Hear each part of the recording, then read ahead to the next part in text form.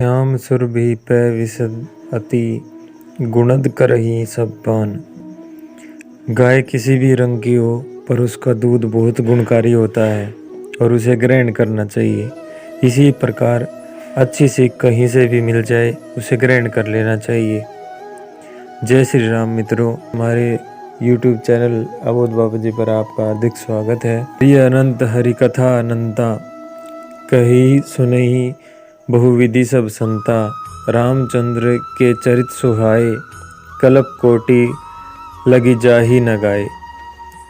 अर्थात हरि की कथा अनंत है, उनका कोई पार नहीं पा सकता और उनकी कथा भी अनंत है, उसे कोई गा भी नहीं सकता। सब संत लोग उसे बहुत प्रकार से कहते हैं, सुनते हैं, सुनाते हैं। रामचंद्र जी के सुंदर चरित्र करोड़ों कल्पों में भी न तो गाए जा सकते हैं न बताए जा सकते हैं। आइए सुनते हैं एक ऐसी ही कथा। जय श्री राम। बात 1880 के अक्टूबर नवंबर की है।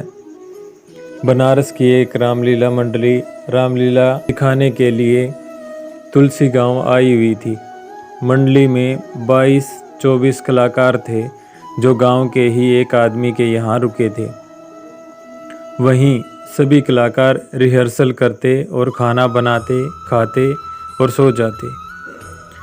पंडित कृपाराम दुबे उस रामलीला मंडली के निर्देशक थे। वे हारमोनियम पर बैठकर मंच संचालन करते थे और फौजदार शर्मा साज सज्जा और रामलीला से जुड़ी अन्य व्यवस्था देखते थे। एक दिन पूरी मंडली बैठी थी और रिहर्सल चल रहा था। तभी पंडित कृपाराम दुबे ने फौजदार से कहा, इस बार वो शिव धनुष हल्की और नरम लकड़ी की बनवाएं ताकि राम का पत्र निभा रहे 17 साल के युवक को परेशानी ना हो। पिछली बार धनुष तोड़ने में समय लग गया था। इस बात पर फौजदार कुपित हो गया, अर्थात गुस्सा हो गया, क्योंकि लीला की साज सज्जा और अन्य व्यवस्था वही देखता था और पिछला धनुष भी वही बनवा के लेके आया था। इस बात को लेकर पंडित जी और फौजदार में से एक कहासुनी हो गई। फौजदार पंडित जी से काफ़ी नाराज़ था और पंडित जी से बदला लेने की सोच रहा था। संयोग से अगले दिन सीता स्वयंवर और शिव धनुष भंग का मंचन होना था। फौजदार मंडली जिसके घर रुकी थी उनके घर गया और कहा, रामलीला में लोहे के एक छड़ की ज़रूरत आन पड़ी है, दे दीजिए। गृह स्वामी ने उसे एक बड़ा और मोटा लोहे का छड़ दे दिया। उस छड़ को लेकर फौजदार दूसरे गांव के लोहार के पास गया और उसे धनुष का आकार दिलवा लाया। रास्ते में उसने धनुष पर कपड़ा लपेटकर और रंगीन कागज से सजा के गांव के एक आदमी के घर रखाया। रात के समय जब रामलीला शुरू हुआ तो फौजदार ने चुपके से धनुष बदल दिया और लोहे वाला धनुष ले जाकर मंच पर रख दिया और खुद पर्दे के पीछे जाके तमाशा देखने के लिए खड़ा हो गया। रामलीला शुरू हुआ। पंडित जी हारमोनियम पर राम चरणों में भाव विभोर होकर रामचरितमानस के दोहे का पाठ कर रहे थे। हजारों दर्शकों की संख्या शिव धनुष भंग देखने के लिए मूर्तिवत बैठे थे। रामलीला धीरे धीरे आगे बढ़ रही थी। सारे राजाओं के बाद राम जी गुरु से आज्ञा लेकर धनुष भंग को आगे बढ़े। पास जाके उन्होंने जब धनुष को हाथ लगाया तो धनुष उससे उठी ही नहीं। कलाकार को सत्यता का आभास हो गया। उस 17 वर्षीय कलाकार ने पंडित कृपाराम दुबे की तरफ कातर दृष्टि से देखा तो पंडित जी समझ गए कि दाल में कुछ काला है।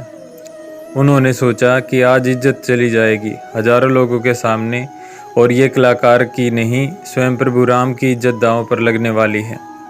पंडित जी ने कलाकार को आंखों से रुकने और धनुष की प्रदक्षिणा करने का संकेत दिया और स्वयं को मर्यादा पुरुषोत्तम के चरणों में समर्पित करते हुए आंखें बंद करके उंगलियां हारमोनियम पर रख दी और राम जी की स्तुति करनी शुरू कर दी।